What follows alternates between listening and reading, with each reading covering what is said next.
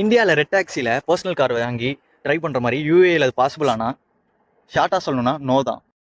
Private காரில் வந்து பர்சஞ்சர் ஏற்றிட்டு அது கேஷ் வாங்குறது கம்ப்ளீட்டாக யூஏயில் இலீகல் ப்ராசஸ் தான்.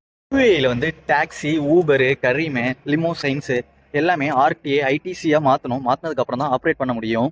காரும், டிரைவரும், இன்சூரன்ஸும், ரிஜிஸ்ட்ரேஷன் நம்பர் பிளேட்டும் எல்லாமே கமர்ஷியலாக ரிஜிஸ்டர் ஆகிருக்கணும். இல்லைனா இங்கே இலீகல் தான் டாக்ஸியாக ட்ரைவ் பண்ணுறது.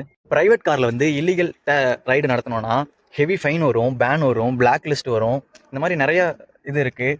இதனால இந்தியாவில் ரெட் டாக்ஸி ஸ்டைல் பிஸ்னஸ் வந்து யூஏயில் கிடையாது. கமர்ஷியலாக எல்லாமே மாற்றணும். லீகலாக ட்ரைவ் பண்ணணும்னா லைசன்ஸ்டு டாக்ஸி கம்பெனியில் ஜாயின் பண்ணுங்கள். அப்படி இல்லைனா ரைடு ஹெயிலிங் பண்ணுங்கள். இல்லைனா லிம்போசைனில் ஜாயின் பண்ணுங்கள். ப்ராப்பராக லைசன்ஸை எல்லாத்தையுமே கமர்ஷியலாக மாற்றிட்டு அதுக்கப்புறம் தான் ட்ரைவ் பண்ண முடியும். இப்போ யூஏயில் வந்து பர்சனல் காருங்கிறது பர்சனல் யூசஸ் மட்டும்தான். அதை வந்து நம்ம டாக்ஸி மாதிரி யூஸ் பண்ணக்கூடாது. அதை வச்சு சம்பாதிக்கக்கூடாது. ஆனாலும் இங்கே அதை கேட்காம நிறையா பேர் பண்ணுவாங்க. நிறையா பேர்னா நம்ம இந்தியன்ஸ் மெஜாரிட்டியாக பண்ணி நான் பார்த்ததில்ல. ஆனால் பாகிஸ்தானி பீப்புள் இதே மாதிரி பண்ணுவாங்க. இதுக்கு பேர் கூட இருக்குது, கள்ள டாக்ஸி, திருட்டு டாக்ஸி, அந்த மாதிரி நிறைய பேர் இருக்குது. அவங்க தெரியாமல் பண்ணி தப்பு பண்ணுறாங்க. இருந்தாலும் நம்ம பண்ணக்கூடாது.